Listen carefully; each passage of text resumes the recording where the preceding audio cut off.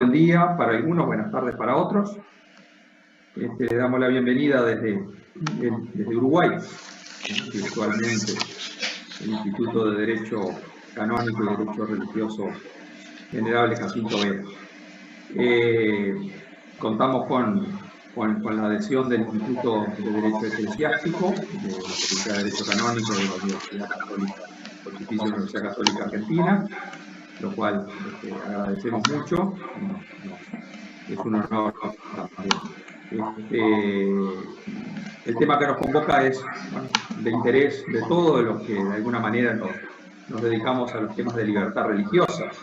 Es decir, esta vuelta que se ha venido generalizando en todos los países, vuelta progresiva a las celebraciones con asistencia de fieles, luego de tanto tiempo que estuvieron las celebraciones en forma virtual sin fieles. Bueno, eso es un desafío para la libertad religiosa. Ha habido diferentes respuestas de acuerdo a los países. En algunos lugares ha sido más abierta la cuestión, en otros no tanto. Siempre el derecho a la libertad religiosa es algo que debe ser protegido, pero no siempre el modo como se lo hace es el más adecuado. Entonces, hoy invitamos a tres destacados expositores y especialistas en el tema para que nos hablen de la realidad de sus países, que son países que son bastante significativos en esta pandemia por la cantidad de casos que han tenido, ¿no? Argentina, Colombia y México. Así que, bueno, el agradecimiento a ellos, el agradecimiento a todos los que están participando, han querido participar y han mostrado interés. Y entonces, para no dilatar más la presentación, voy a cada uno de los expositores muy brevemente presentarlos, para los que no lo conocen, aunque son muy conocidos. En el mismo orden en que van a hablar, Octavio Loprete, de Argentina, es abogado por la Universidad de Buenos Aires, licenciado en Derecho Canónico por la Universidad Católica Argentina, es profesor de Derecho de Familia y Sucesiones en la Facultad de Derecho de la Universidad de Buenos Aires y profesor de Derecho Canónico en la Facultad de Derecho de la Pontificia Universidad Católica. Bienvenido, Octavio, y el agradecimiento también porque es el director del Instituto de Derecho Eclesiástico de la Pontificia Universidad Católica Argentina y bueno, se han adherido a esta actividad. Sergio González Sandoval, Colombia, es abogado por la Universidad Nacional de Colombia, con una especialización en Derecho Constitucional, tiene una licenciatura y maestría en Derecho Canónico por la Pontificia Universidad Javeriana, es profesor de la Universidad Nacional de Colombia, profesor en la Universidad Javeriana, donde da Derecho Concordatario y en la Facultad de Derecho Canónico y Argumentación Jurídica en la Facultad de Ciencias Jurídicas. En la Universidad Nacional de Colombia, en la Facultad de Derecho, da un curso titulado El Derecho Fundamental de Libertad Religiosa. Bienvenido, Sergio. Y finalmente, Alberto Patiño Reyes, de México, doctor en Derecho por la Universidad Complutense de Madrid, académico de tiempo del Departamento de Derecho de la Universidad Iberoamericana de México, y ahí es donde enseña Derecho y Religión. Algo común a todos es que son miembros ya de mucho tiempo, de larga data, del Consorcio Latinoamericano de Libertad Religiosa.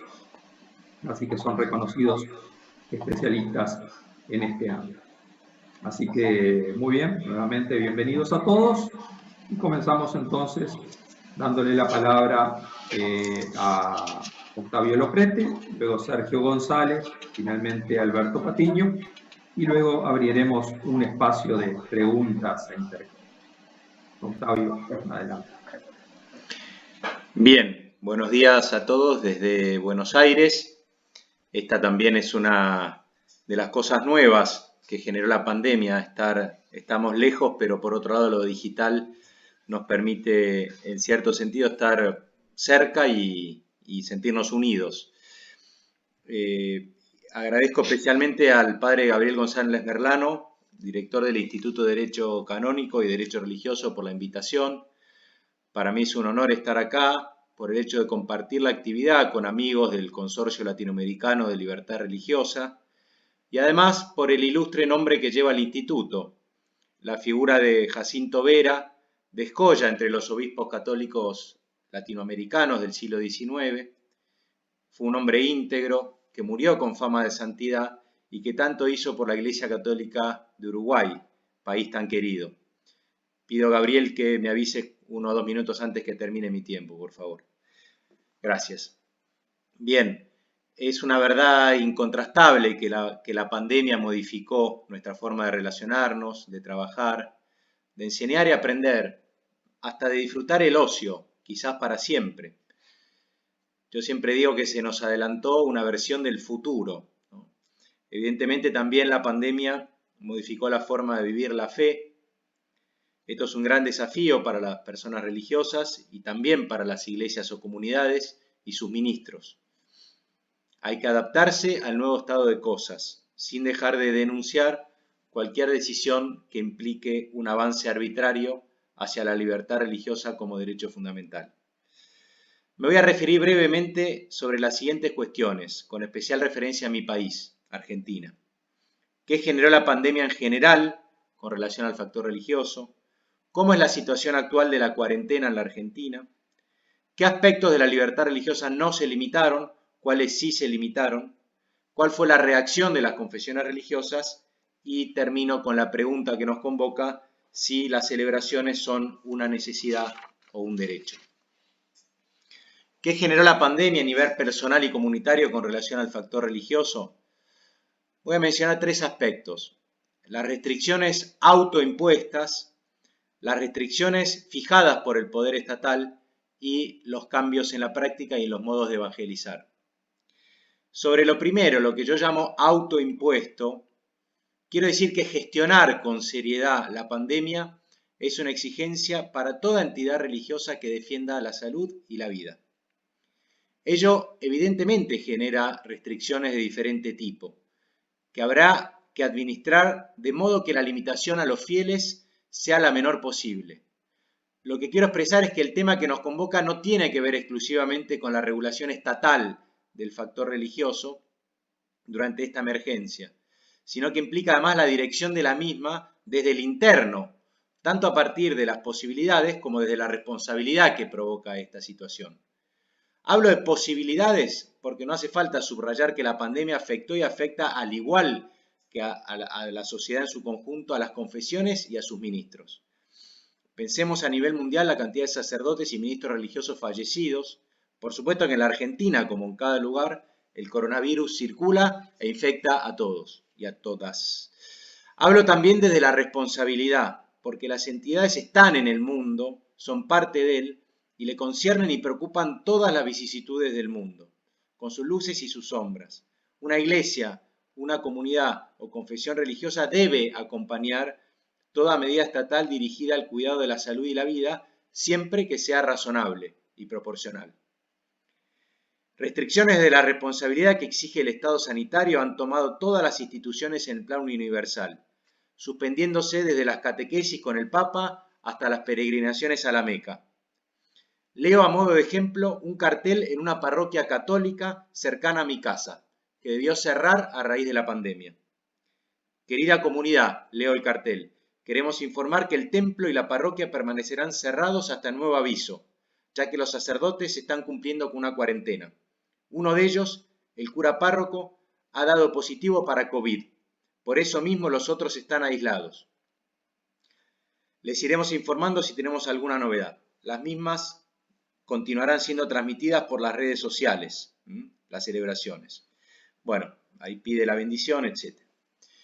Ahora bien, saliendo de las limitaciones fijadas al interior, lo cierto es que el ejercicio de la libertad religiosa, ya sí por la regulación estatal del tema, afectó y a veces limitó por completo aspectos de la exteriorización de la fe de las personas, el culto público, también aspectos de la vida comunitaria de fe por la prohibición de reunirse, y hasta aspectos de la vida de fe individual en cierto sentido.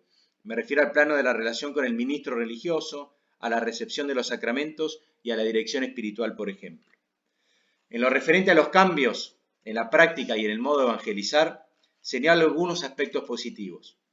Pienso en un incremento de los tiempos de oración personal y de la oración en familia o en pequeños grupos de afinidad. Pienso, además, en una mayor participación de fieles en actos de culto online. También la presencia en otro tipo de actividades de naturaleza religiosa, oraciones, encuentros, conferencias. Pienso en cómo ministros religiosos y agentes de pastoral se esmeran en ayornarse en lo digital para no cesar en su misión y cómo muchos están en la primera línea para seguir con el acompañamiento de aquella persona necesitada de atención espiritual. También cómo las confesiones se han ido adaptando, generando nuevos espacios de diálogo, de escucha, de cercanía. El ayornamiento a lo digital también provocó, por ejemplo, que las instituciones religiosas elaboren nuevas reglas o criterios de tipo litúrgico. Esta realidad no tiene vuelta atrás, por supuesto que no reemplaza lo presencial, pero en cualquier caso siempre estará presente. Como aspecto positivo, pienso por último en cómo la sociedad viene destacando la tarea que las confesiones hacen en materia de ayuda a las personas vulnerables. Tarea que es diaria, pero que en la pandemia no solo se incrementó, sino que se ha hecho mucho más pública. En este punto se notan a veces incoherencias, porque por ejemplo en la Argentina en general no se permiten actos de culto público, pero sí ayuda social que implica reunión de personas. ¿Cómo es la situación actual de la cuarentena en la Argentina?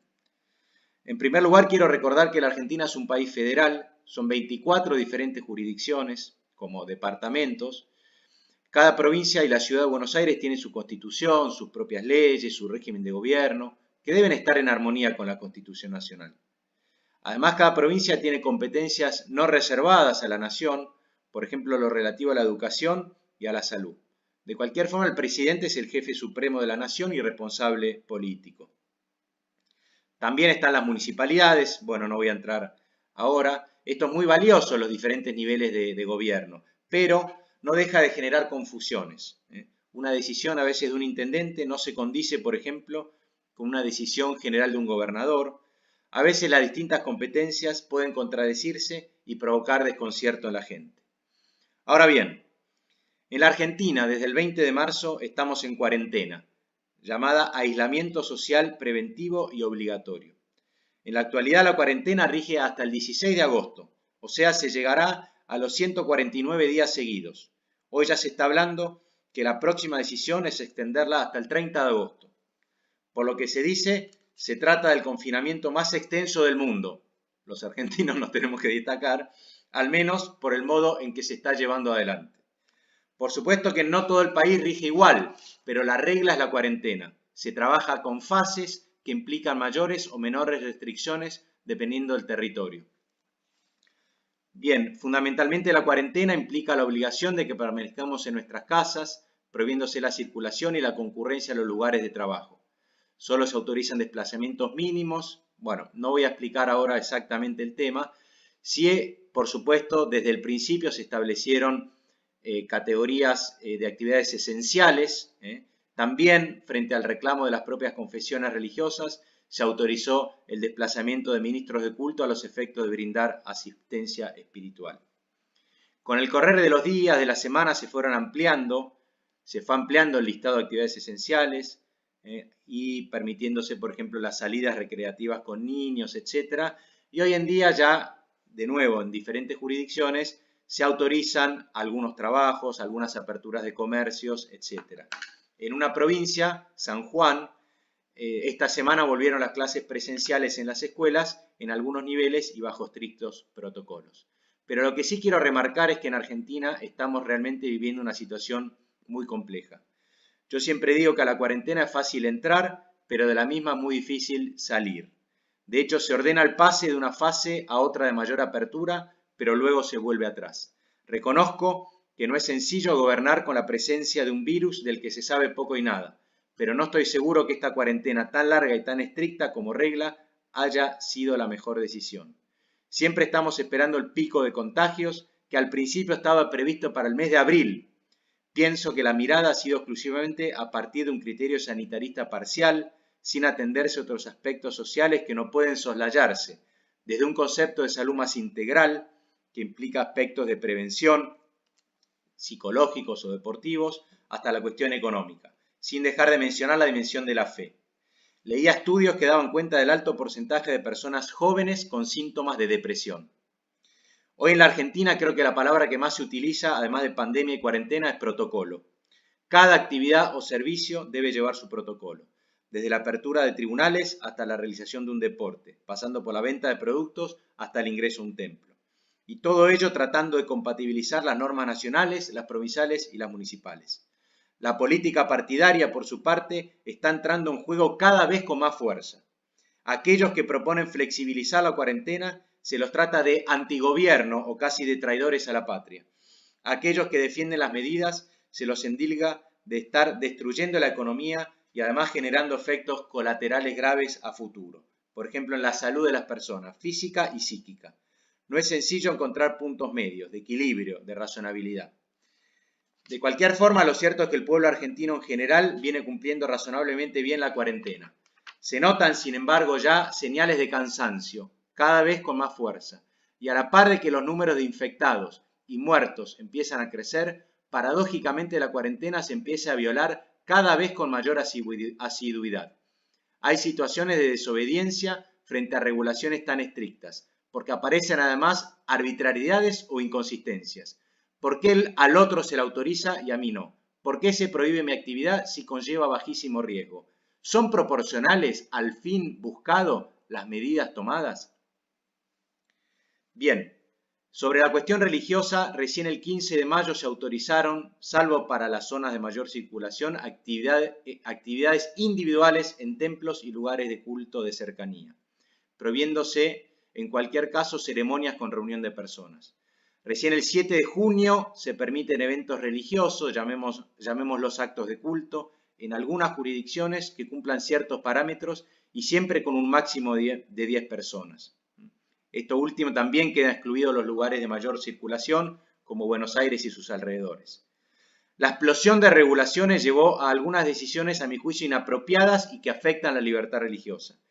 Por ejemplo, en la provincia de Buenos Aires, el protocolo indica que el ingreso a una iglesia o templo es solo para hacer oraciones, o que se limita a 20 minutos. Una reciente norma nacional permite dentro del lugar de culto únicamente el rezo individual, con un tope de aforo de 10 personas. ¿Qué aspectos de la libertad religiosa no se limitaron en la Argentina? Bien, sabemos que la libertad religiosa tiene un aspecto interno.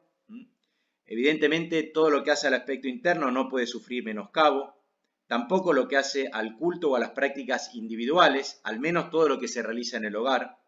Otras prácticas o celebraciones como encuentros de oración, de estudio, de acompañamiento, también se realizan online. Además, como expresé, está autorizada la asistencia espiritual individual en todo el territorio nacional.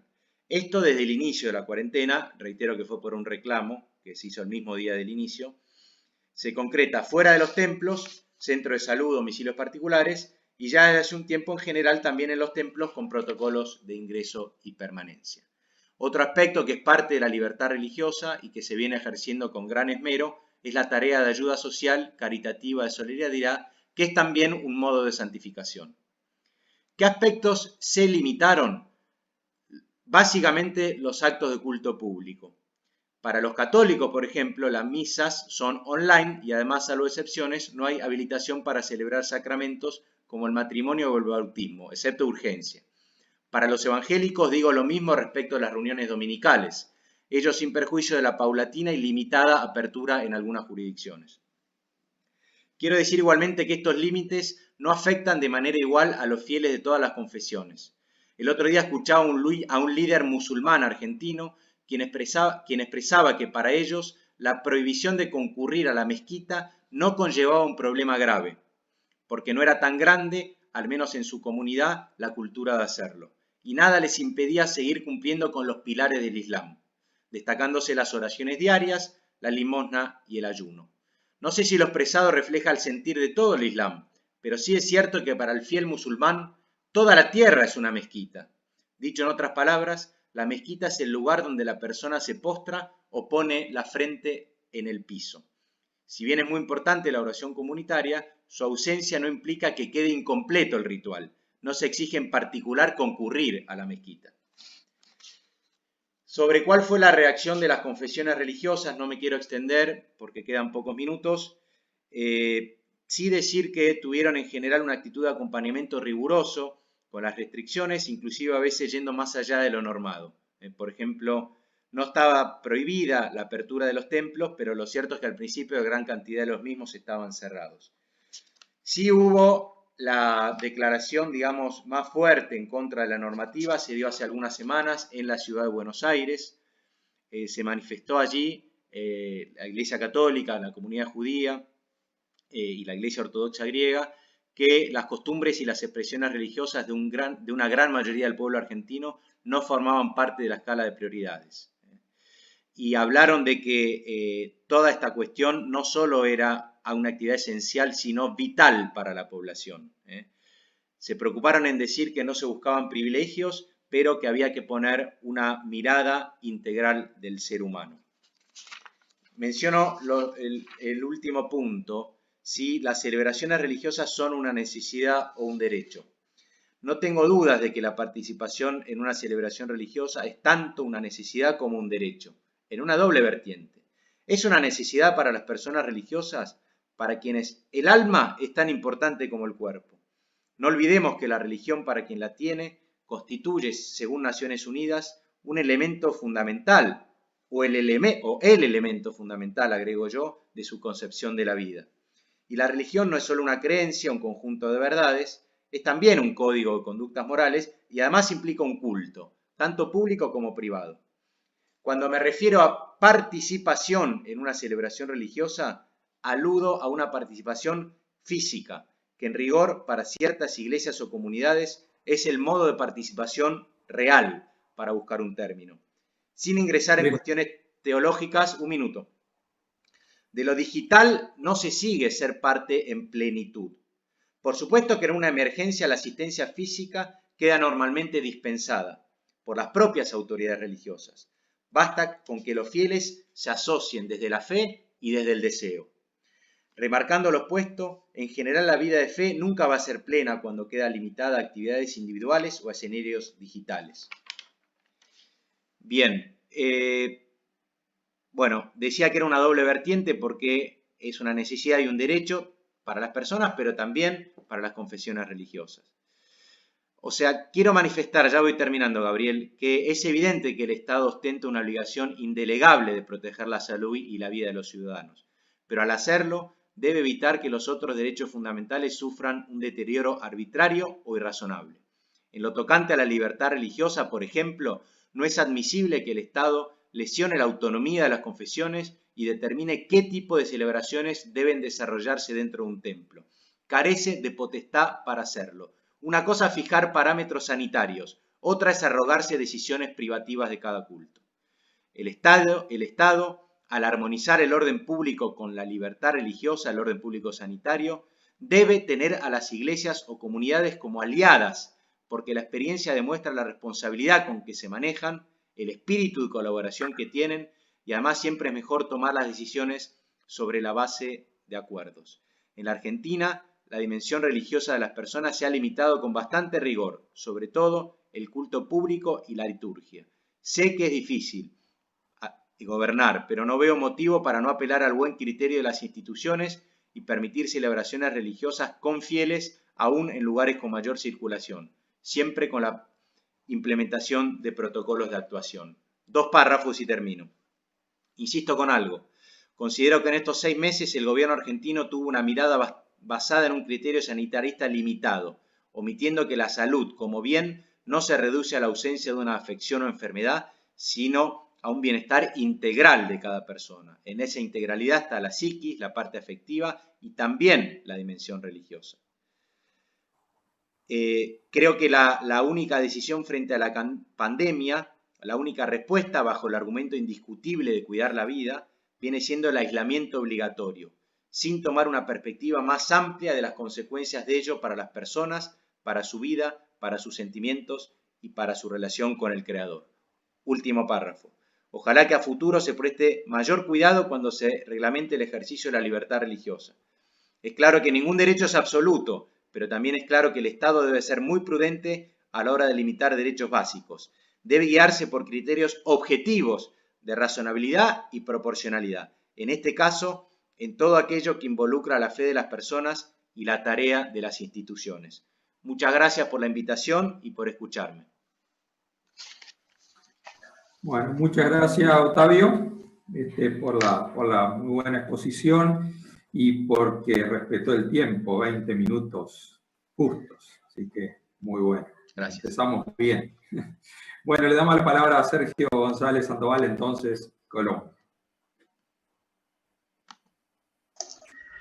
Gracias, gracias Gabriel, gracias a todos los asistentes, a todas las asistentes.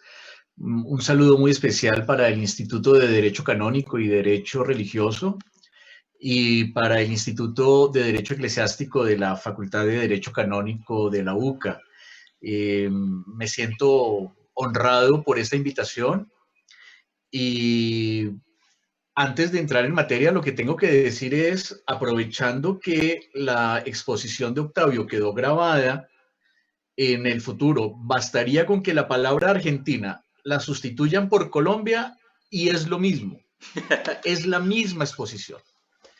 Hemos vivido fenómenos semejantes y tenemos dificultades y aciertos y avances y retrocesos, como lo decía Octavio, luces y sombras muy semejantes. Entonces, si encuentran estas identidades a lo largo de estos minutos en que les estoy robando su atención, entiéndanme lo que no es un plagio el que le estoy haciendo a Octavio. Es una coincidencia de circunstancias sociales, políticas, económicas, jurídicas. Quiero dividir mi presentación en dos momentos. Un primer momento para compartir con ustedes algunos datos, si se quiere, un poco anecdóticos de lo que está sucediendo en Colombia, y una segunda parte para mirar con una lupa un poco más jurídica, un poco más técnica, toda la situación. Lo primero que tengo que decir es que en Colombia, si bien somos un país conformado, o mejor, una sociedad conformada por una mayoría de creyentes, pues también hay muchos colombianos y muchas colombianas que hoy se ubican en el terreno de la no creencia, y algunos son indiferentes al tema religioso, al fenómeno religioso, pero otros no son indiferentes, sino que son unos atacantes gratuitos, unos enemigos gratuitos del fenómeno religioso que permanentemente andan señalando con su dedo acusador al fenómeno religioso y a las personas que hacen parte de este sector, como se le suele llamar ahora en Colombia, el sector religioso. Y de eso no se ha escapado ni siquiera el presidente. Hace pocos días, el Tribunal Superior de Justicia del Departamento del Valle del Cauca, fallando una acción de tutela, que es el equivalente a la acción de amparo del derecho mexicano, le impuso un término perentorio de 48 horas al presidente Duque para que retirara un tuit que él había subido a esta red social, a su cuenta personal, haciendo mención a Nuestra Señora de Chiquinquirá, que es la patrona de Colombia. Esto generó unos debates muy, muy, muy grandes, y de momento todo parece indicar, no lo desconozco, la verdad, no sé si el presidente impugnó este fallo. Si lo impugnó, es muy posible que lo resuelva en segunda instancia la Corte Constitucional. Y me imagino que cuando la Corte falle, habrá nuevos debates y nuevas discusiones en torno al tema religioso. ¿Por qué traigo esta anécdota a cuento? Porque a lo largo de estos meses de pandemia, el tema religioso ha estado unos días más, unos días menos, pero en general ha estado en el ojo del huracán, ha estado en el centro de los acontecimientos. ¿Por qué? Porque muchos líderes religiosos, muchos fieles religiosos han pedido que se les permita reunirse. Y el gobierno no ha sido del todo obsecuente con estas peticiones. En un primer momento manifestó cierta intención de permitir las reuniones religiosas y los enemigos del sector religioso, pero aún dentro del sector religioso también muchas personas le dijeron que esto era equivocado.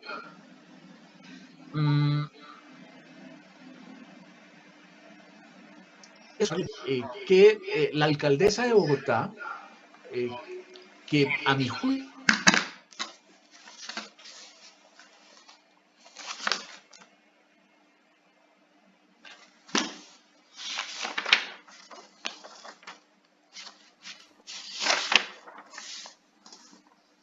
Creo que se perdió la voz, ¿no?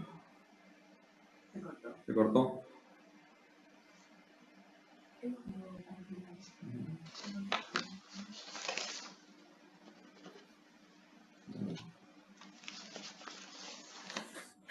Bueno. Vamos a esperar a ver un instante a ver qué sucede.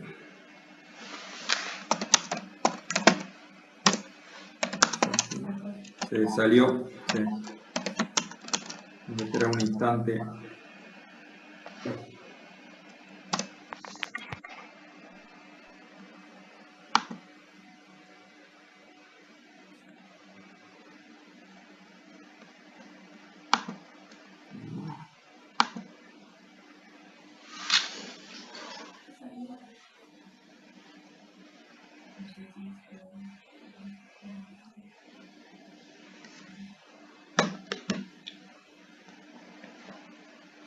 En todo caso, continuamos con Alberto Patiño. Mientras tanto, después que retome Sergio. Y claro, Alberto, claro. No perdemos tiempo porque él no perdemos tiempo. Salió, tuvo problemas él con la conexión. Tuvo algún problema. Si me pudieras compartir pantalla para yo poner una exposición que hice. De favor, profesor. Sí. Trabajo.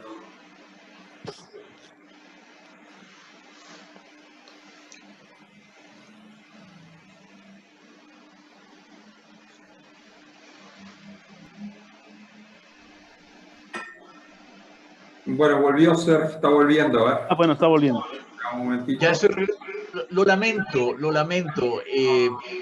Continúen. Es que iba a empezar a hablar mal de la alcaldesa y yo creo que me está saboteando. Les decía que en lo político y en lo personal la alcaldesa no ha sido una protagonista fácil del debate público. Para empezar es lesbiana, lo cual para mí no representa ningún tipo de inconveniente, pero ustedes entenderán que en los sectores más conservadores de la sociedad colombiana esto es un problema. A eso súmenle que en una de las grandes y más fuertes prohibiciones que ella hizo al comienzo de todo este tema de la pandemia, nos prohibió a todos salir a hacer compras, ni siquiera hacer compras de elementos de primera necesidad en unos primeros días, pero justo esos días la cámara de algún ciudadano la capta con su esposa haciendo mercado en una tienda cercana a su casa. Entonces, esa contradicción la volvió a poner en el ojo del huracán.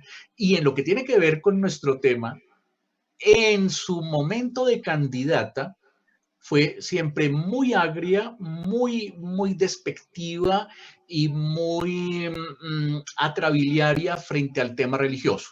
Entonces, en el sector religioso, ella no es una contradictora, digamos, amable y constructiva. Lo que sí sucede con el presidente. El presidente con el sector religioso es un interlocutor bastante amable, bastante constructivo, pero paradójicamente las decisiones que ha tomado en materia social, política, jurídica y sobre todo en materia de bioseguridad son bastante débiles, por no decir equivocadas. Y en 2 o 3 momentos de este periodo, ellos dos han protagonizado debates políticos muy fuertes. Y eso pues ha llevado a discusiones de carácter constitucional, porque se entiende que por constitución el presidente es la máxima autoridad administrativa, es jefe de gobierno, jefe de Estado, pero también por constitución las entidades territoriales son autónomas, son independientes del poder nacional. Entonces allí los alcaldes y los gobernadores pues tienen un margen de maniobra mucho más amplio del que se hubiera tenido antes de la Constitución de 1991. Ahora, a veces el sector religioso no se ayuda mucho. Uno de los primeros pastores cristianos, no digo su nombre porque no quiero ponerlo pues en el ojo del huracán, comenzando la pandemia, le exigió al presidente que permitiera la apertura de templos y que permitiera la congregación de fieles. Y eso me parece, hasta ese punto, me parecía razonable. Permítalo. Pero cuando nos dio la razón por la cual pedía que se permitiera esto, pues ahí es cuando uno dice, por Dios, ¿cómo se le ocurre decir semejante cosa? Dice, es que llevo varias semanas sin poder cobrar los diezmos y tengo bastante afectadas las arcas de mi iglesia. Claro, todos los enemigos del sector religioso salieron a decirle hasta de que iban a morir sus nietos, porque le dijeron, sí ven, ahí están pintados los del sector religioso, solamente les preocupa el diezmo y no les importa ni siquiera la seguridad de sus propios fieles. Y bueno, eso también dio para múltiples debates, que desgraciadamente son debates que no se dan en la academia, son debates que se dan más en los medios de comunicación, y no sé si a ustedes les pasa, seguramente sí, que los líderes de los medios de comunicación son muy hábiles y muy entusiastas a la hora de poner a sectores sociales opuestos a protagonizar debates agrios y de mal gusto a instancias de estos medios de comunicación, pero no son líderes que estén formados y que manejen y que sepan el ABC del derecho de libertad religiosa. Entonces, todo ha pasado por los medios de comunicación, la gente en general está bastante defraudada con ciertos sectores religiosos o con ciertos sectores del ámbito religioso, y les hacen señalamientos a veces irónicos, diciéndoles, pero no que ustedes son muy espirituales, pues para ser espirituales no tienen necesidad de ir a un templo. Y lo cual no es del todo cierto, pero lo ven como el gran argumento. Hay ofensas, hay amenazas, desgraciadamente. Los colombianos todo lo llevamos a lo violento, todo. Entonces, y desde el sector religioso a veces no hay razones muy serias. Miren, y con esto cierro la primera parte. Hace unas 3 semanas estábamos discutiendo de si era posible o no abrir templos. Y alguien decía, pues el día en que abran los templos nos tienen que permitir abrir los bares y las discotecas, porque finalmente eso es un lugar donde la gente se encuentra. Obviamente los más puristas se rasgaron las vestiduras y dijeron, ¿cómo van a comparar? ¿Cómo pretenden que es comparable lo religioso con bares y tabernas y discotecas? Y los no creyentes dicen, es lo mismo, es un edificio donde entran personas, punto, a hacer distintas cosas, pero es igual. Obviamente nosotros sabemos que no es igual por un tema de necesidad, que ya veremos antes de terminar. Entonces, con esto cierro la parte, digamos, anecdótica para que se hagan un poco la idea de cuál es el ámbito dentro del cual se dan los debates en materia de libertad religiosa en Colombia hoy a propósito de COVID-19. Empiezo a cerrar con la segunda parte, que es la parte un poco más técnica. El gobierno nacional, el presidente Duque, que insisto, no es de mi simpatía política ni personal, pero debo reconocer que en materia religiosa ha sido un poco más receptivo que otros gobernantes locales. Hace unos 15 días expidió un decreto, el decreto 1076 del 2020, a través del cual autoriza la apertura y el regreso progresivo de los fieles, sin distinción alguna de confesión, a sus templos y a sus lugares de culto, con un cortapisas, con una condición, y es que para verificar los protocolos de bioseguridad que deben demostrarse, que deben garantizarse por parte de los líderes religiosos, le transfiere a los alcaldes, es decir, a las autoridades de los municipios, que en Colombia son 1.116 municipios, les transfiere a los alcaldes la función de verificación de protocolos,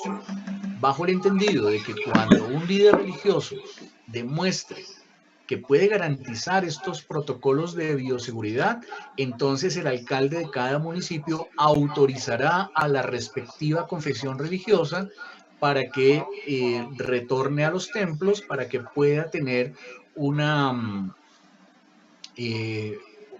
experiencia religiosa colectiva bajo el amparo del decreto del presidente. Eso es de hace 3 semanas el decreto.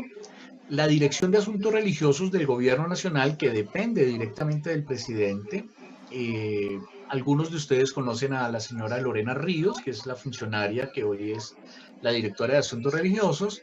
En estos 15 días expidió unas normas en las que primero, que me parece muy valioso, demuestra su acompañamiento a las distintas confesiones religiosas y les da unas orientaciones para ir aplicando de manera metódica la directiva presidencial.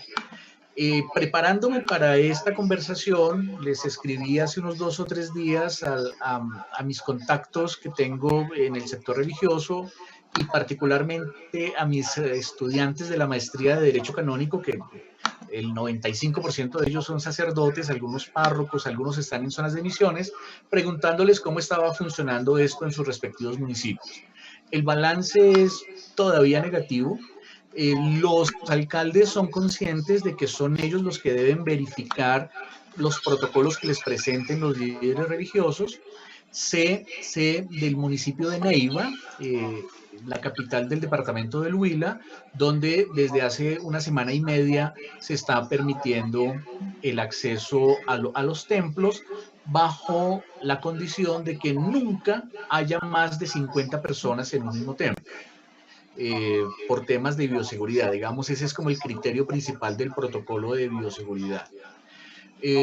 Otros municipios, particularmente uno que ya hace parte de la selva amazónica en el departamento del Caquetá, que es un territorio apostólico de San Agustín, me decía el padre, Sergio, acá no hemos sentido la necesidad de estas normas porque somos una zona cero COVID.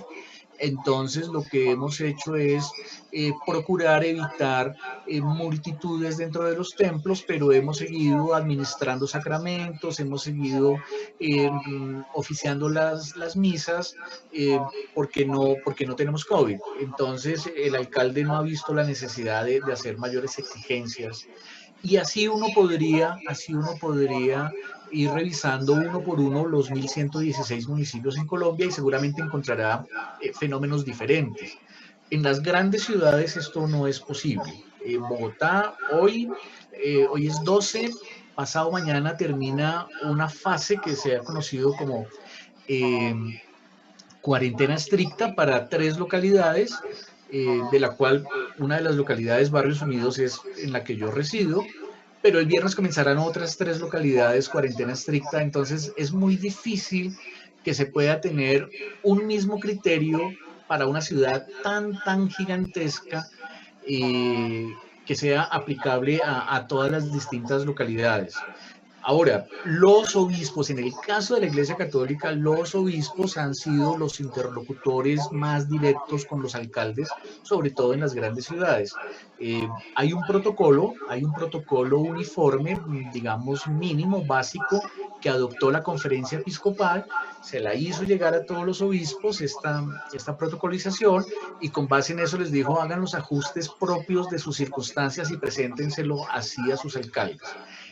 Hoy ese es el punto en el que estamos.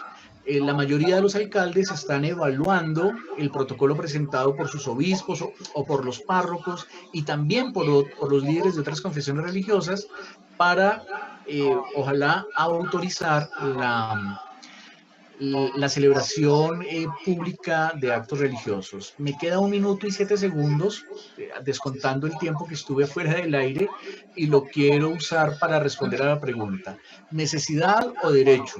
En la misma línea de Octavio, ambas cosas. Y es una necesidad. ¿Por qué?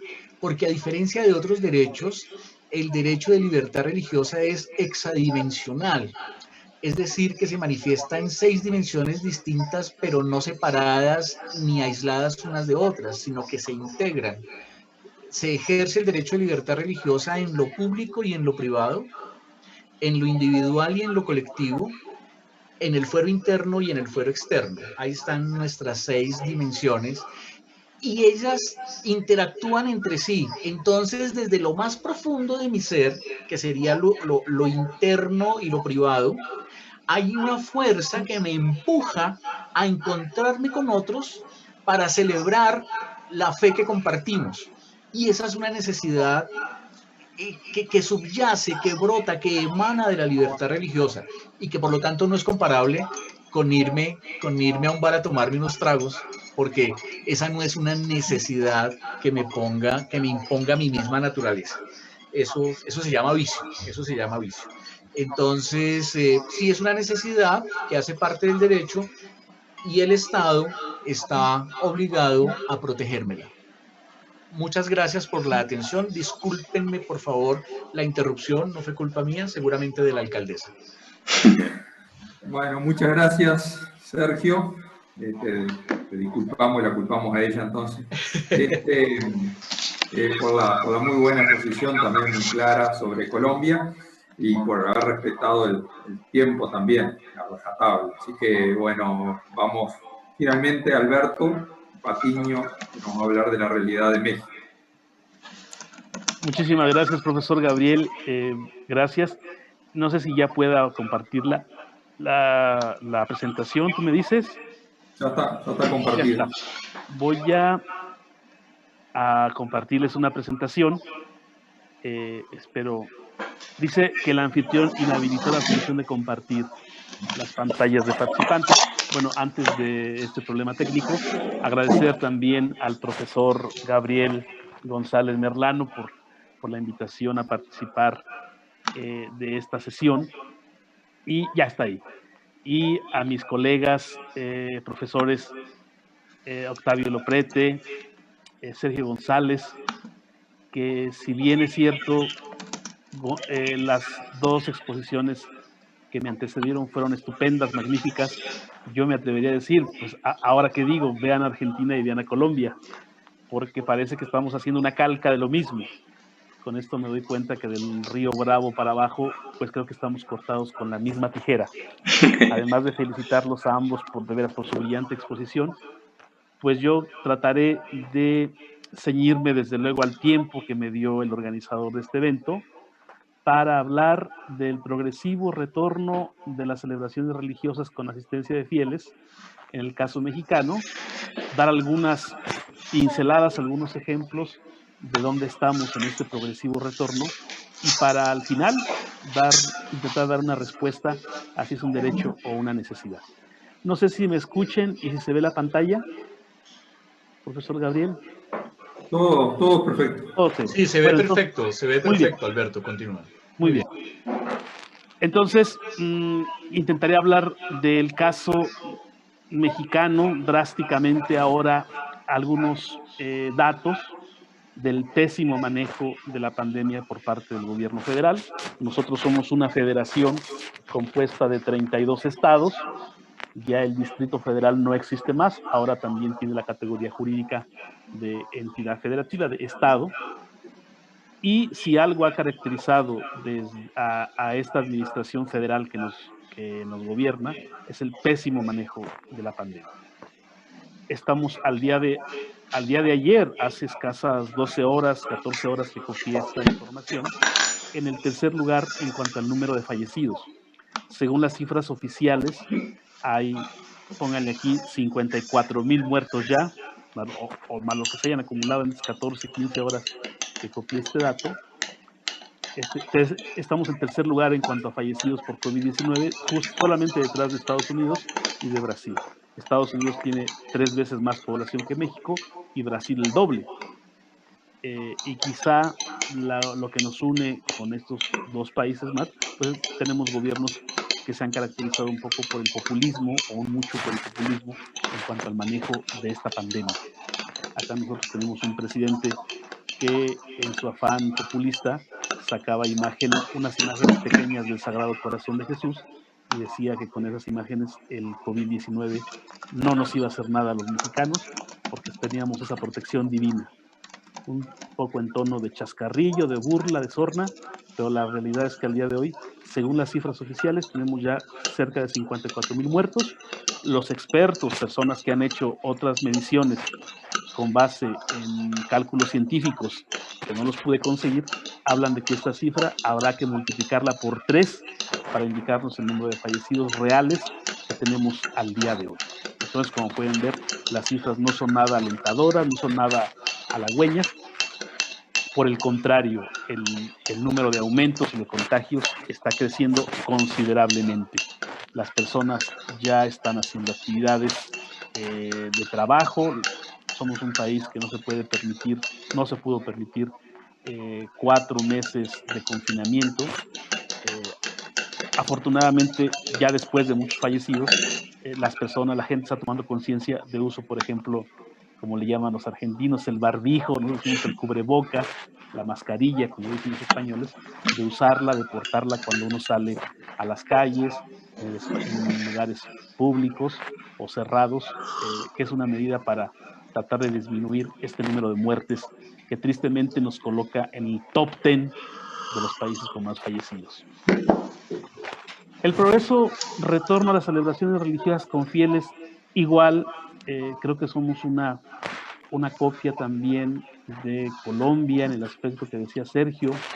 Acá se han violado la Constitución, se han violado leyes, se han violado reglamentos, que no es el caso de decir, pero también las autoridades municipales se han arrogado funciones de protección civil, de acuerdo a decretos que los gobernadores de los estados han publicado para tratar de contener el avance o los contagios de la pandemia, y han delegado también las autoridades municipales para que en la jurisdicción municipal supervisen.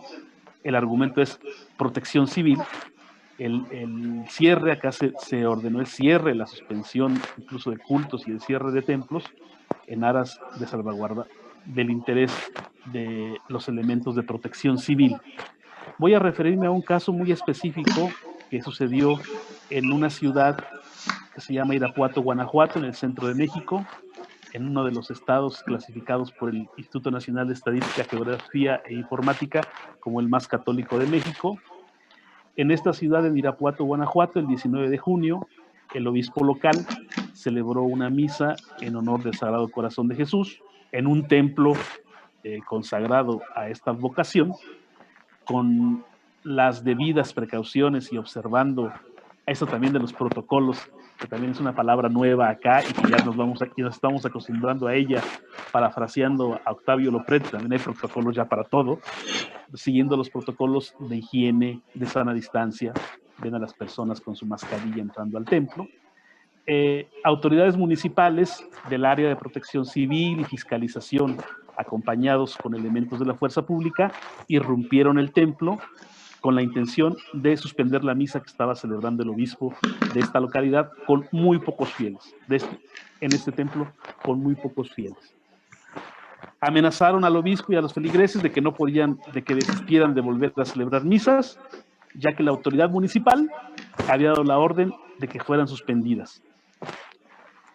violando desde luego el artículo 24 constitucional, la Convención Americana de Derechos Humanos en el artículo 12, que dice que en caso de perturbación o alteración del orden, la libertad religiosa y de conciencia no se suspenden, pero bueno, eso ya sería tema de otro webinar, las violaciones a la Constitución y a los derechos humanos. Mientras tanto, ese mismo día, esas mismas horas, estaban los supermercados abiertos, los bancos, plazas comerciales y restaurantes de comida para llevar estaban abiertos al público sin ninguna, bueno, solamente con las restricciones de sana distancia y de seguridad, como el uso de alcohol en gel, el uso de cubrebocas y tal. Entonces, vamos a ver aquí el paralelismo, ¿no? Mientras cierran, suspenden una misa, otras actividades consideradas esenciales y de más importancia permanecen abiertas. Luego, el caso de la Ciudad de México también.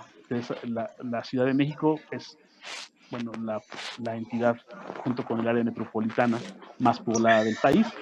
Apenas el 26 de julio, después de varios intentos por reabrir los templos para el culto público, que habían estado aplazándose esta reapertura de los templos, pues, porque las condiciones de higiene, de contagios de COVID resultaba imposible abrirlos. El 26 de julio se anunció la reapertura de los mismos con un aforo solamente del 25%, observando las medidas de seguridad e higiene, que ya no tiene caso decirlas acá, porque creo que los otros dos países son muy similares, haciendo hincapié que las personas vulnerables, que vivan mayores de 60 años, que tengan alguna comorbilidad,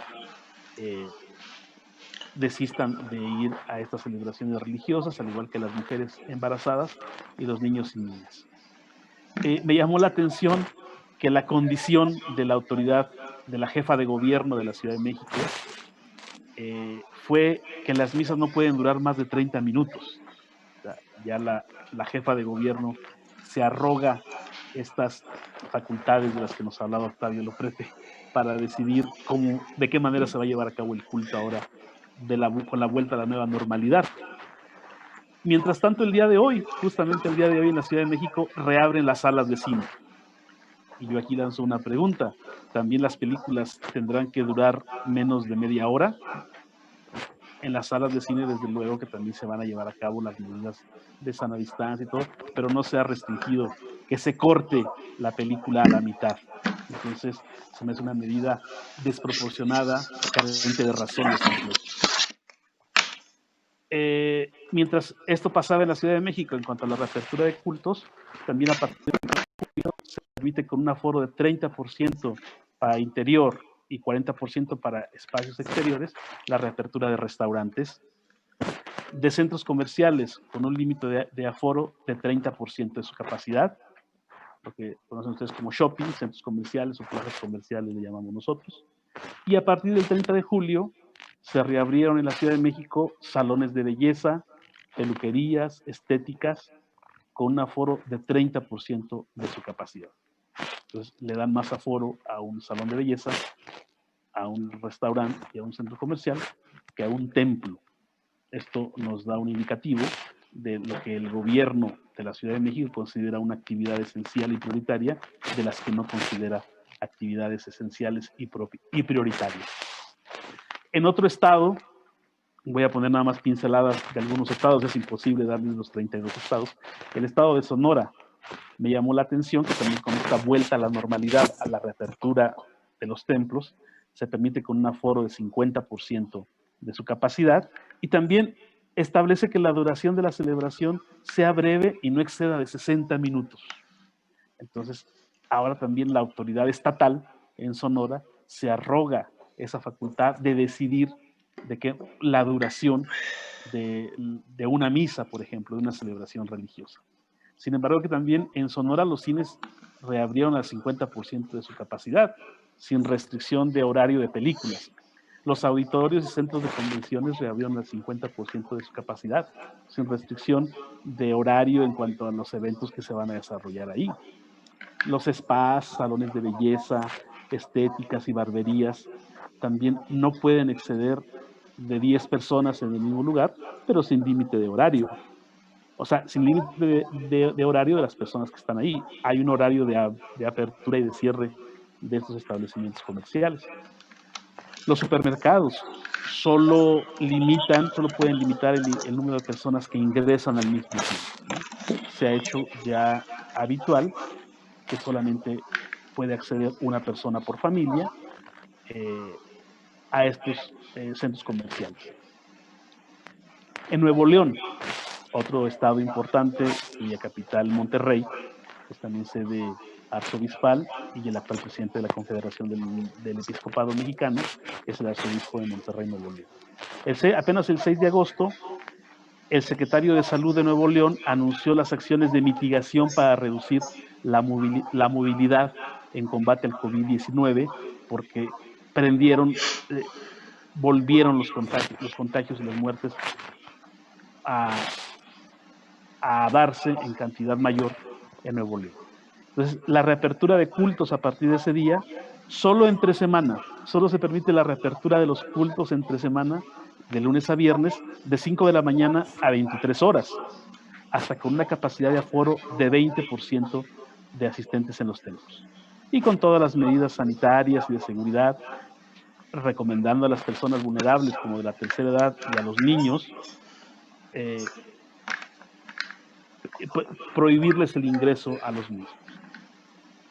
Pero sábados y domingos permanecerán cerrados por órdenes de las autoridades estatales de salud, arguyendo que el semáforo, nosotros tenemos acá semáforos que van marcando paulatinamente o gradualmente el desconfinamiento, por decir así, mientras el semáforo se mantenga en rojo por el aumento de contagio y de funciones, y dando también como razón que los otros cultos distintos al católico así lo están haciendo. Es decir, hay que dar un trato igualitario.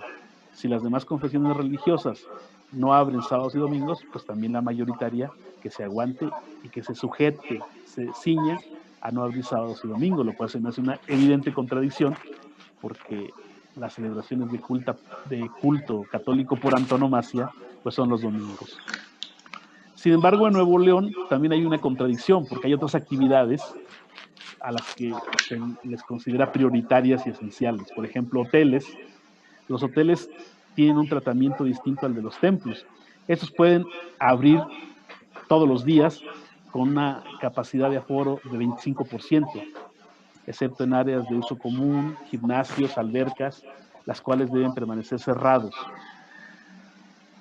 Y en Nuevo León, los cines, los shoppings, las tiendas y comercios reabrieron desde el 11 de junio del 2020.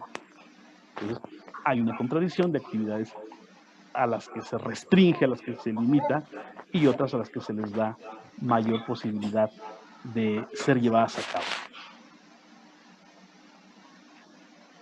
En el estado de Guanajuato, el 9 de agosto del 2020 reabrieron los templos también a un 25% de su capacidad. Aquí no se establece, no se ordena la duración de las misas, por ejemplo, pero sí se prohíben algunas festividades patronales, celebraciones sociales como bodas, bautizos, que generen concentración de personas. Se prohíben las celebraciones sociales y patronales. Patronales me refiero a las festividades de los santos patronos de los pueblos, que en México es muy común estas celebraciones patronales que se dan pues, con gran concentración de personas. Sin embargo, en Guanajuato también hay actividades esenciales que se han reabierto, por ejemplo, el comercio al por menor, comercio al por mayor, servicios profesionales de bajo riesgo, restaurante, hospedaje, plazas comerciales, además de otras actividades que se consideran esenciales con sana distancia, tales como áreas públicas y privadas de actividad física, clubes, centros deportivos, gimnasios, spa, piscinas, todo esto con previa cita para mantener el acceso a los interiores y conservar la llamada sana distancia. Además, barberías, estéticas, peluquerías, con aforo también restringido con previa cita. Cines, teatros, museos o eventos culturales se permite con sana distancia al interior de los mismos. Entonces no es proporcional la medida de 25% en los templos y la prohibición de celebraciones sociales y patronales con las actividades consideradas esenciales y esenciales con sana distancia que ya se permiten en el estado de Guanajuato. Jalisco es otro estado, y ya con esto voy a ir también finalizando para pasar a responder el estado de la cuestión de la sesión que nos congregó el día de hoy. Jalisco. Las actividades religiosas en Jalisco, cuya capital Guadalajara también es sede arzobispal y es la segunda ciudad más grande de México, también han sido de manera gradual. Se ha establecido en una primera fase con asistencia al 30% de fieles, y conforme vaya avanzando este semáforo de rojo a naranja o amarillo, permitir un 50% de asistencia al templo. Se permitirá la apertura de iglesias solo para visitas individuales. En un primer momento no se podrán realizar misas, cultos o celebraciones de la palabra, aunque ahora ya estamos en la fase del 30%. Se mantienen suspendidos eventos públicos con más de 50 personas y festividades patronales. Se ha llegado a los excesos de establecer cuántas personas deben estar sentadas en la misma banca.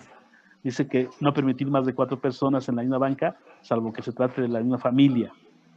Y se recomienda que los sacerdotes puedan celebrar con devoción los ritos religiosos y los sacramentos, sobre todo las misas dominicales, pero sin que se prolonguen más de 30 o 35 minutos, ¿no? Me llama la atención esta intención de la autoridad, este deseo de la autoridad de poner un horario a las celebraciones religiosas. En Puebla, el 10 de agosto reabrieron los templos con una capacidad de 25% de su aforo, mientras el 7 de agosto se reanudaron las actividades en centros comerciales y tiendas de autoservicio, en ellos al 30% de su capacidad. A diferencia de los centros comerciales, es que en los templos se encargarán grupos de jóvenes, habrá brigadas que se encargarán de los templos y de recibir a los fieles durante las celebraciones religiosas para organizar el ingreso, tomar temperatura y distribuir o poner el alcohol antibacterial. Entonces también otra desproporción que no entiendo yo por qué en los centros comerciales 30% y en los templos solamente 25% de su capacidad. Algunas diócesis, sí, estoy terminando, algunas diócesis que no han podido reabrir o que han suspendido reabrir los templos, por ejemplo, la diócesis de Cuernavaca, Morelos. Ahí su obispo ha celebrado misas para feligreses, para fieles en automóvil. Los fieles entran con su automóvil a un terreno amplio, no se bajan del automóvil, están en el automóvil. Ahí van los sacerdotes, en este caso el obispo ha celebrado estas misas en Cuernavaca, Morelos, y van a distribuirles la comunión hasta los automóviles para preservar y para observar las medidas de distancia, de seguridad y de higiene. Puse aquí una cosa que me parece muy cierta. El obispo de Cuernavaca, Morelos, celebra misas con asistencia de fieles en sus vehículos para salvaguardar la salud física y también para salvaguardar la salud del alma, con lo que ya me voy a ir introduciendo al estado de la cuestión, si es un derecho o una necesidad. Solamente advertir que también este obispo ha sido muy perseguido por el colectivo LGBTI. Tiene mucho coraje, entre otras cosas por algunos dichos que dijo. No tiene caso traerlos ahora, pero es de los que está trabajando, celebrando misas, y se le han ido con denuncias por hacer uso de su libertad de expresión. Ahora, en este último minuto que me resta, es una actividad esencial, es un derecho, es una necesidad. Desde luego que coincido con mis colegas que me precedieron en el uso de la palabra. Es un derecho y es una necesidad. La apertura de celebraciones religiosas con asistencia de fieles en México no es considerada actividad esencial por el gobierno ni una necesidad, y por tanto tampoco un derecho. Están violentando el derecho de las personas a asistir con las medidas de seguridad y de higiene debidas a las celebraciones religiosas, al establecer incluso un aforo que es menor con el que establecen para actividades comerciales y actividades en salones de belleza y en estéticas y en peluquerías o barberías, que es mayor al que se permite en los templos. No entiendo yo cuál sea la razón, pero se me hace una medida desproporcionada, irracional y carente de sentido común.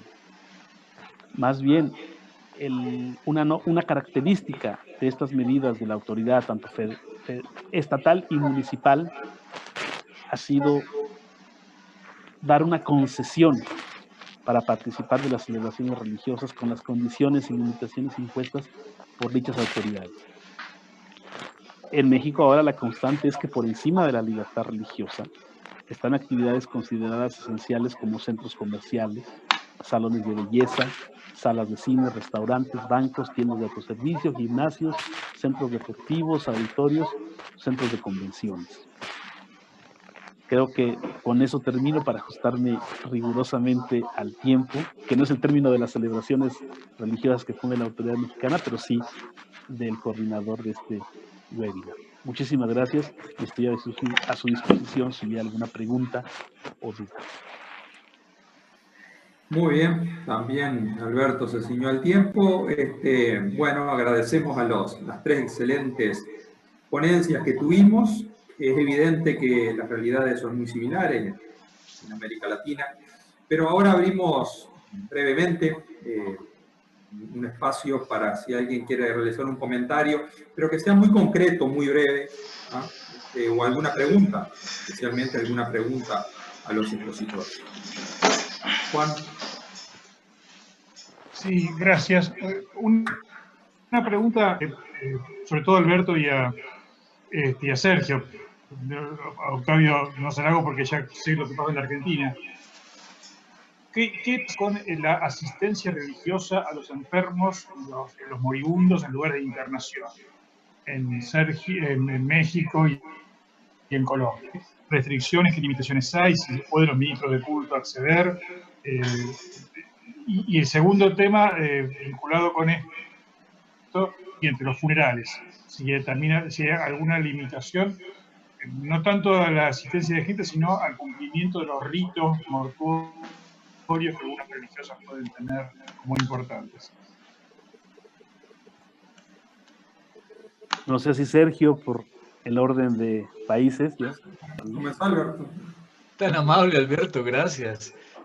Sí, Juan, en Colombia, finalmente, después de todos estos debates que yo les comentaba entre el presidente, la alcaldesa, los gobernadores, se sacó en limpio un listado de 23 excepciones al confinamiento. Tal vez la excepción número 3 dice atención y cuidado a personas mayores de 70 años y a personas enfermas. Entonces, no dice qué tipo de atención. La atención puede consistir en llevarles medicamentos, por ejemplo.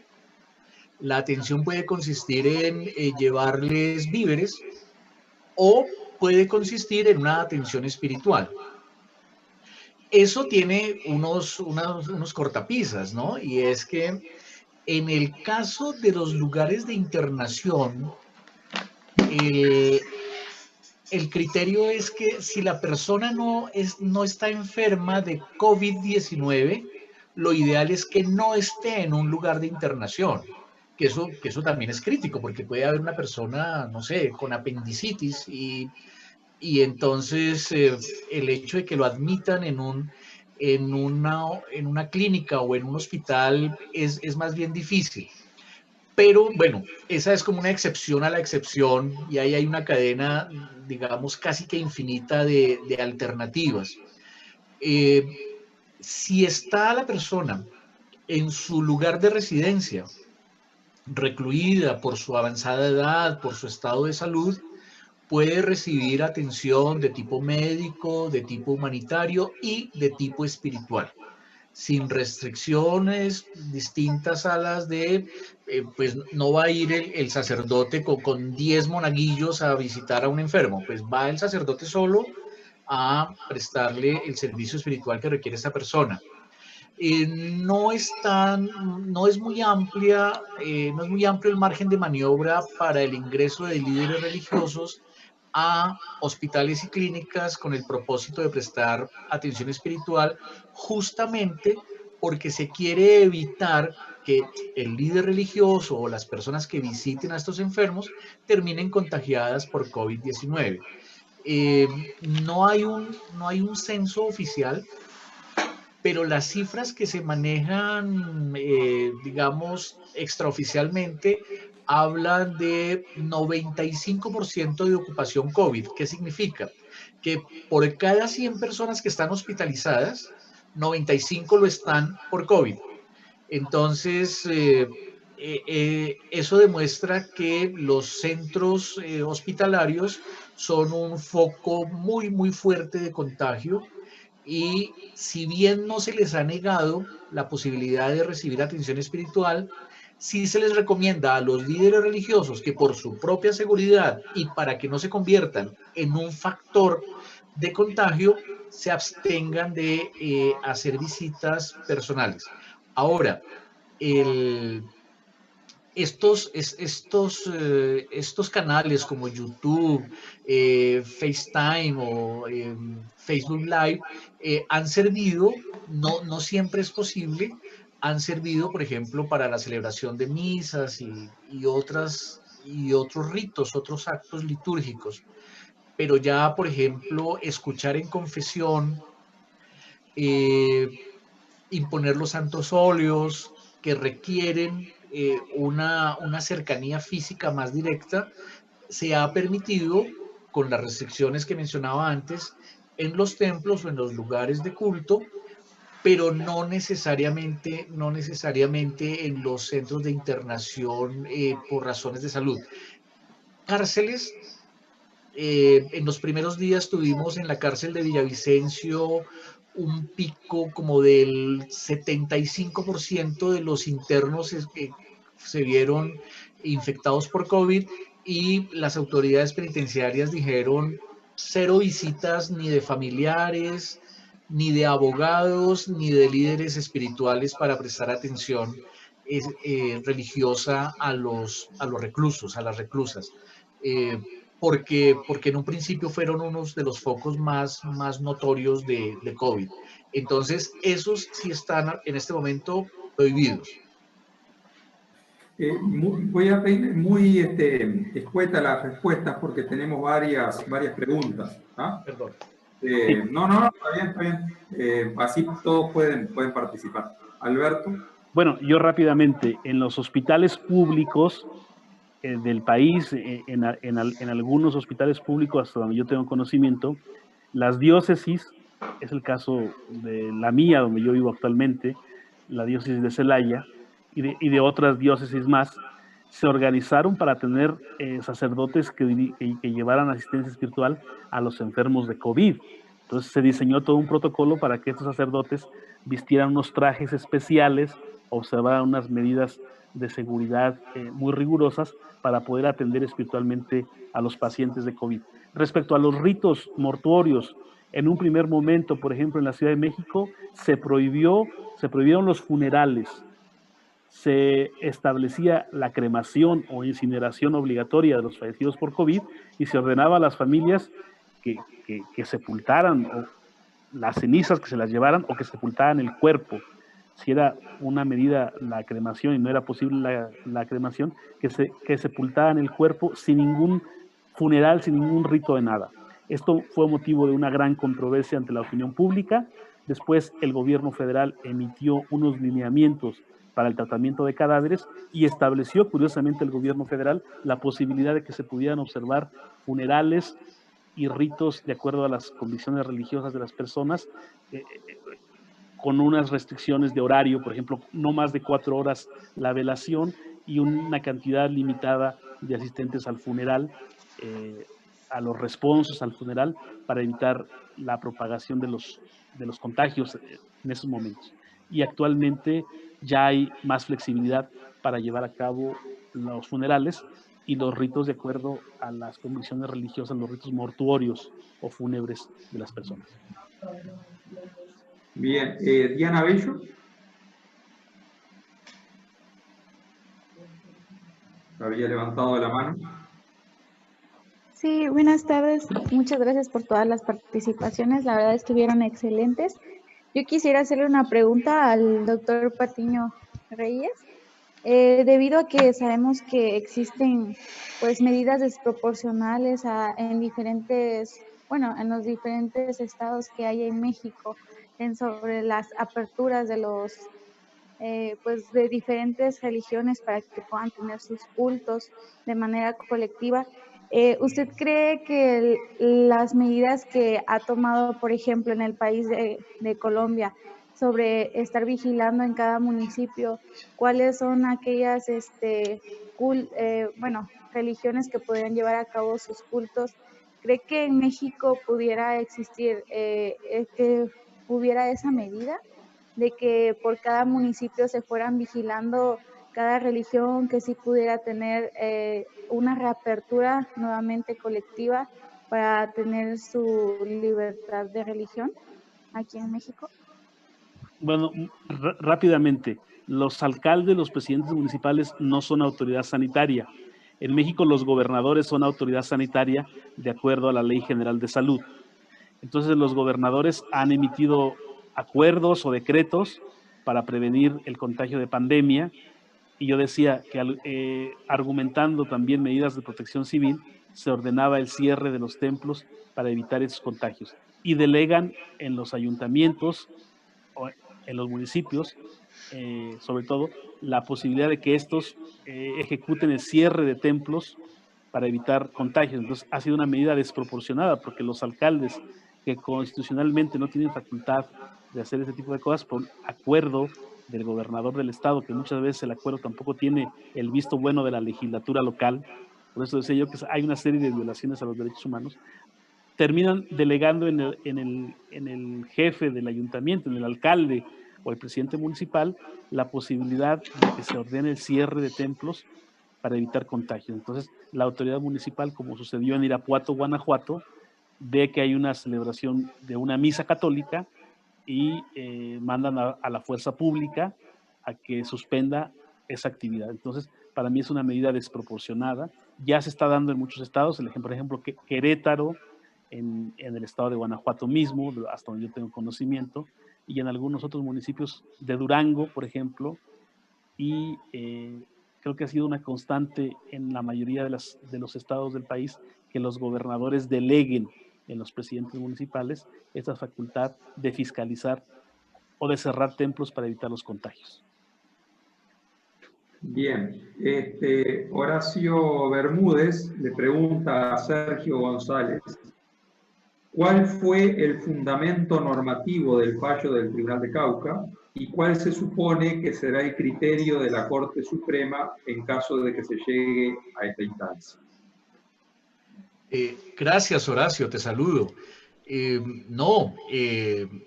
fallo del Tribunal del Valle del Cauca es un fallo bastante pobre, bastante pobre.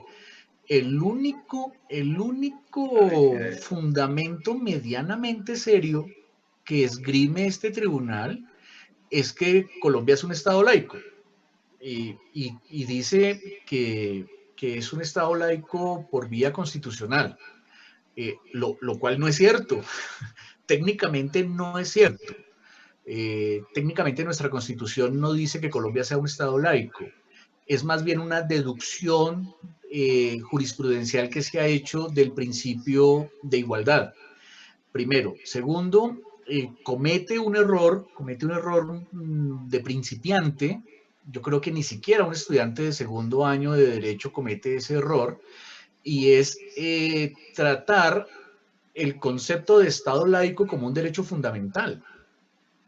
Entonces, digamos, esto es una vergüenza que tengamos jueces de nivel de tribunal, que son magistrados, que incurran en esas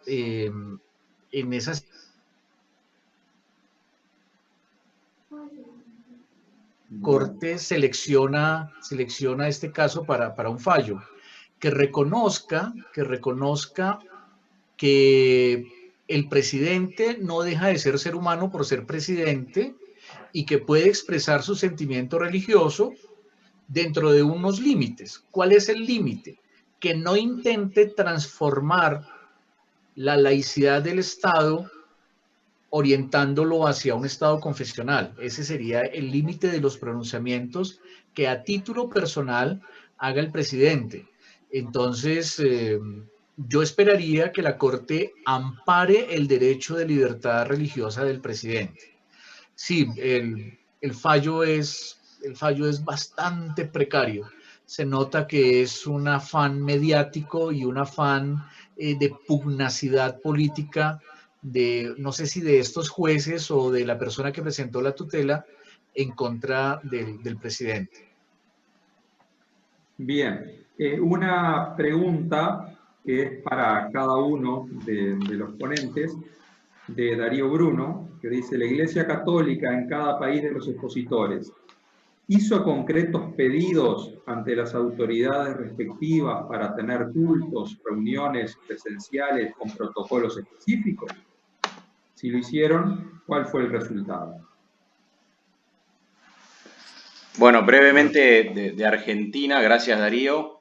En realidad, ni bien empezó la cuarentena, representantes del episcopado argentino se reunieron con las autoridades nacionales y lograron incluir a los ministros de culto como personal, digamos, esencial para la asistencia espiritual, una autorización para circular. Eso como primero, que no estaba en la norma de origen.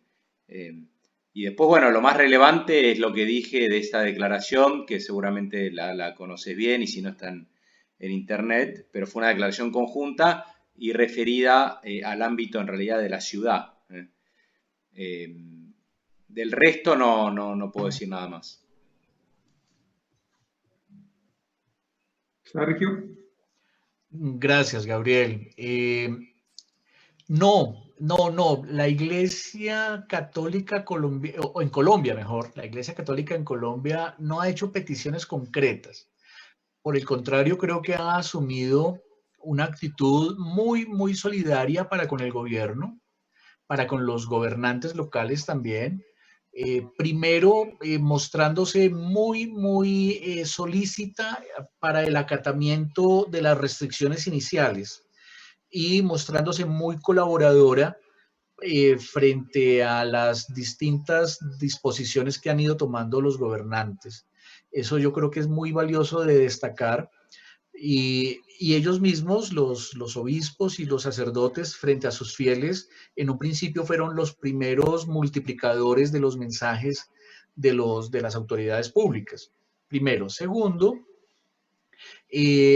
la experiencia de la Semana Santa marcó muchísimo a la Iglesia Católica en Colombia porque era la primera vez en siglos que no acudíamos a los templos en Semana Santa, pero experimentamos lo que los católicos llamamos plena comunión, casi que comunión de los santos, en la posibilidad de unirnos, por ejemplo, a las celebraciones que presidió su santidad el Papa Francisco.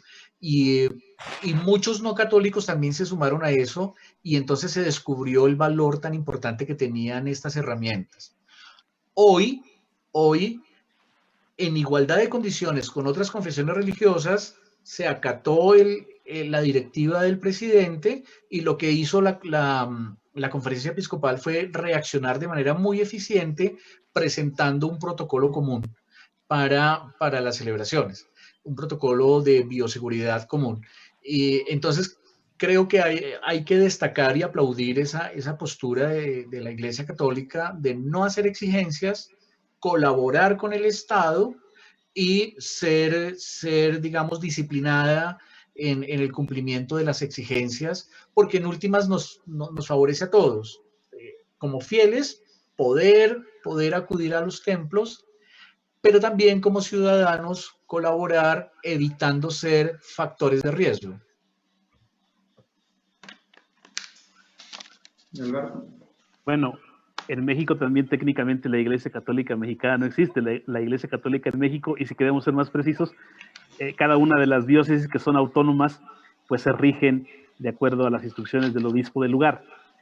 Igual, la Conferencia del Episcopado Mexicano hizo una recomendación a los obispos de las diferentes diócesis para que en la medida de lo posible y atendiendo a las señalizaciones, al señalamiento de las autoridades sanitarias, suspendían las actividades de culto. A nivel federal, el gobierno federal jamás utilizó la suspensión de culto, fue muy cuidadoso. Entonces, derivado de esta recomendación de la Conferencia del Episcopado, el arzobispo, el cardenal de Guadalajara, él dijo que él no iba a suspender el culto, que iba a ver que iban a continuar las misas en la arquidiócesis de Guadalajara. Entonces, el gobernador de Jalisco buscó un acercamiento con él y ahí, en una clara manifestación de cooperación, se estableció, después de un acuerdo de comunicación entre el gobernador y el obispo, que no se suspendían las misas, se iban a celebrar las misas, pero a puerta cerrada, sin asistencia de fieles, pero continuaban las misas y se iban a transmitir por medios electrónicos de comunicación. Quiero decir, y aquí también voy a incluir a los grupos religiosos no católicos, que en su gran mayoría... Sí, ¿ya me escuchan? Sí, sí. Quiero decir que la Iglesia Católica es, si en México hay alguna organización que se ha conducido con responsabilidad, con seriedad, para cuidar a sus feligreses, ha sido la Iglesia Católica, desde mi punto de vista, hasta con demasiada prudencia, cosa que no se podemos decir lo mismo de las autoridades gubernamentales, como yo los decía en mi exposición, y debo decir que también otros grupos religiosos, no por ser minoritarios, no han tenido tampoco responsabilidad, claro que también han sido responsables. Hubo una manifestación por ahí de abril, mayo, afuera de la legislatura local del estado de Nuevo León, donde algunos pastores pedían que ya se reabrieran los cultos. Fue una medida mediática que también tuvo difusión en los medios, pero aquello vino, pues bueno, en esta manifestación, en esta petición de reabrir los cultos durante la pandemia, por ahí de abril, mayo, no recuerdo bien el número exacto. Entonces, pues no, como pedido como tal de que se reabran los cultos, no. Algunas diócesis católicas han pospuesto la reapertura de cultos una vez teniendo la autorización del gobierno, porque la realidad, el número de muertos y de contagios impone la prudencia y el cuidado de la feligresía. Bien, vamos a una última pregunta, pues ya estamos bastante pasados de tiempo. Eduardo Casanova.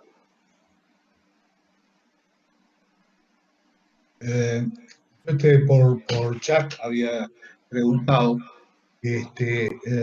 si se considera el criterio similar al que se usa para la medicina en la objeción de conciencia para los sacerdotes, pastores, en cuanto que hay objeción que son más de ciencia que de conciencia.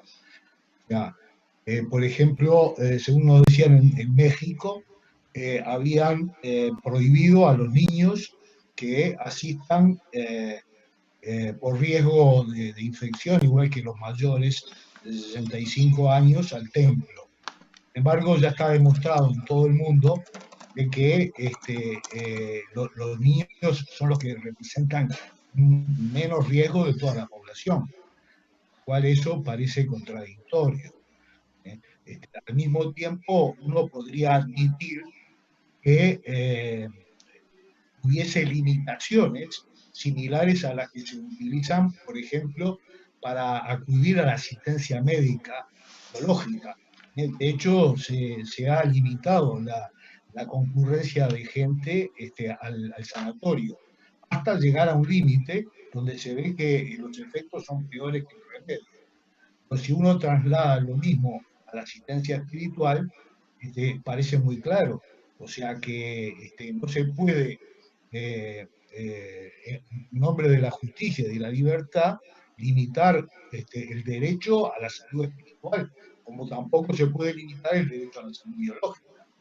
Por eso la pregunta era si se ha planteado o se considera legítimo plantear la objeción de conciencia para cumplir normas que parecen bastante ilegítimas, inicuas, inmorales.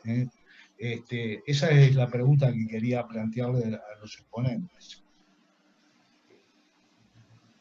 Bien, quien quiera responder. Bueno, si quieres por alusiones personales a México, del ejemplo que puso, mire, yo desconozco cuál es la ratio legis de la autoridad para establecer como grupos vulnerables a los niños.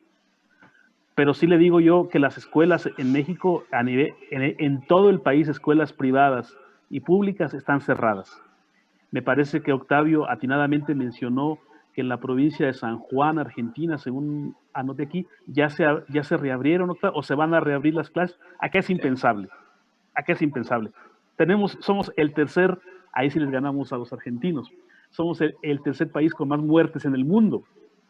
Entonces, yo desconozco la ratio legis, no sé desde el punto de vista científico por qué a los niños se les prohíbe asistir a las celebraciones religiosas y tengo una remota idea de por qué a las mujeres embarazadas y entiendo perfectamente a los mayores de 60 años y con comorbilidades también por qué se les prohíbe.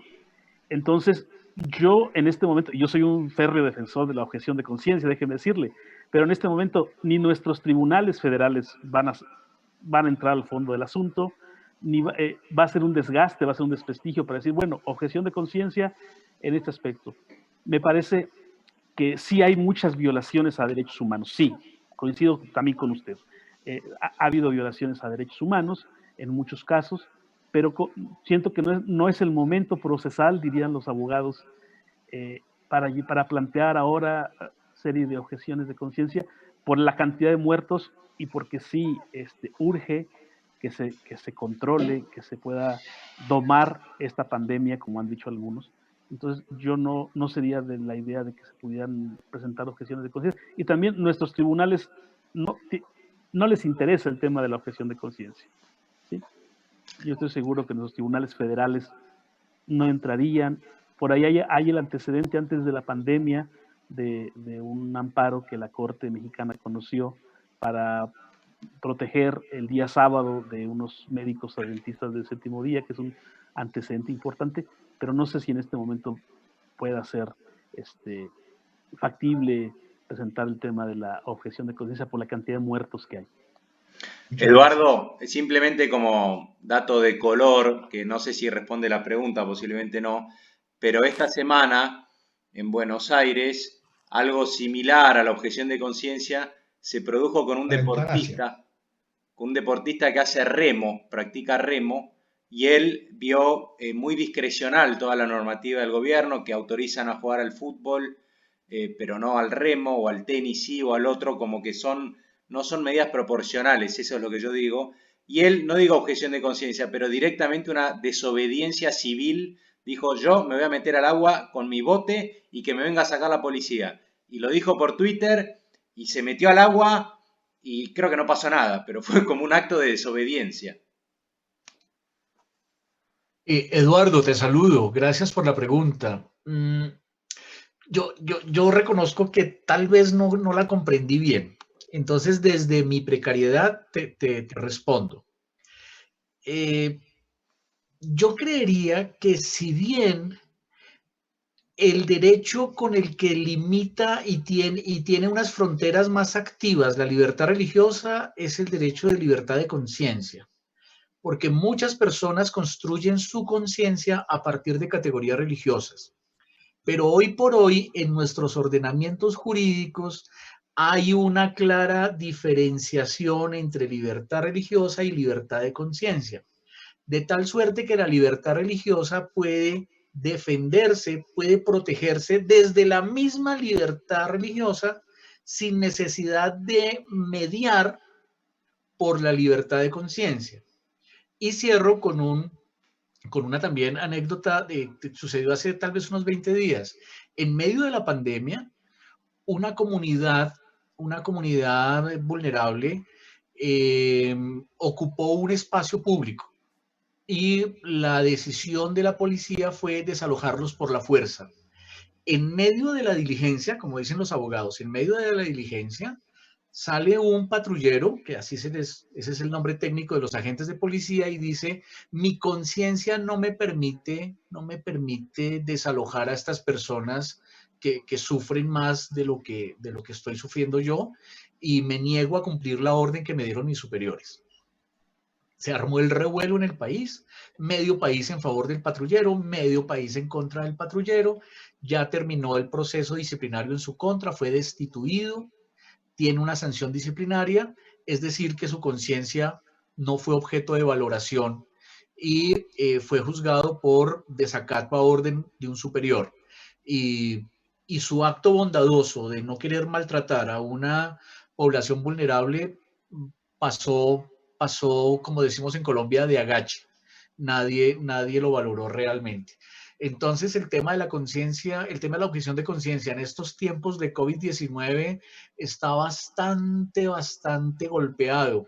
Y sí sería bueno que los expertos en libertad de conciencia, y si hay ONGs que defiendan este derecho humano fundamental, intentaran reivindicarlo un poco, porque sí se ha visto bastante maltratado. Bueno, muy bien. Ahora sí, la última, un minuto, cualquiera que quiera responder de los expositores, dice Eduardo Velardo, si se está pensando en una atención a la feligresía a través de un programa post-pandemia.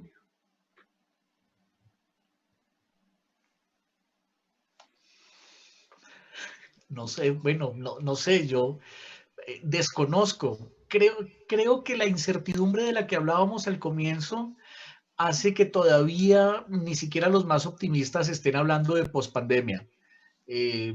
Lo más realista es que no tenemos forma de controlarla, no tenemos forma de dominar su comportamiento, y que por lo tanto todo es incierto, todo nos movemos con la lógica de ensayo-error, tanto en la parte puramente científica, como es el tema de las vacunas, como el tema de bioseguridad, que son estos protocolos, lo que nos decía Octavio en un comienzo, se toma una decisión que a los 8 o 15 días se retracta, en fin.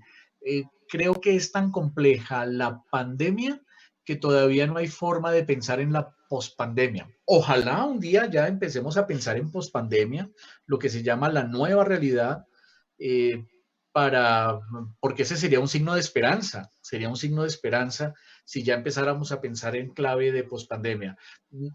Por lo menos en lo que tiene que ver con Colombia, todavía no, a pesar de que somos optimistas, pero todavía no llegamos a ese nivel. No sé si puedo hacer también yo rápidamente ya para finalizar. El tema en México, igual que en Colombia, es que no hay un plan post-pandemia aún. Me parece que ahora están peleando la gran mayoría de las diócesis del país por reapertura de los templos con las limitaciones y las condiciones que la autoridad gubernamental impone, y también para salvaguardar la salud, claro, la salud física, pero también es importante la salud del alma. Por eso decía yo que es una necesidad que se reabran los templos gradualmente. Y hay que decir, y creo que también en esto coincido con Sergio González, en México hay diócesis donde prácticamente rurales, donde no está tan extendido el COVID, entonces las celebraciones religiosas se han desarrollado, si no de manera normal, un poco más normal que el resto de las demás. Entonces tampoco es uniforme, se puede uniformar que todo el país está cerrado, la reapertura del culto, y habrá algunas diócesis, sobre todo las urbanas, las rurales, donde se concentra el mayor número de población infectada o de contagios, pues que aunque haya la autorización del gobierno para reabrir templos, la prudencia impone que no es el momento de abrirlos. Muy bien. Bueno, creo que todos deseamos que la pandemia, justamente la pospandemia, ¿no? Para que la libertad religiosa se vaya haciendo cada vez más efectiva y vuelva a la plena normalidad. Así que ese es el deseo de todos y la oración. ante todos, ¿no? Creo que debe ser. Bien, así que un agradecimiento a los expositores por sus excelentes ponencias, Octavio, Sergio, Alberto. Muchas gracias a todos los participantes por la atención, por la participación. Y bueno, será hasta una próxima oportunidad en que podamos estar reuniéndonos nuevamente. Ya les haremos saber de alguna actividad, alguna otra actividad próxima. Así que bueno, buenas tardes, buenos días. A ti, Gabriel, gracias por todo. Felicitaciones por la iniciativa, salió estupenda la actividad y gracias por tenernos en cuenta. Un abrazo muy fuerte a la distancia, Gabriel.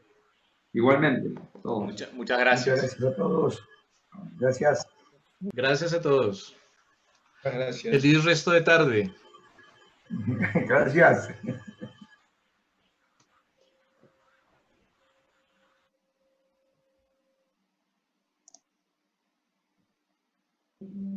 Muchas gracias a todos. Bendiciones. No, pues ya se...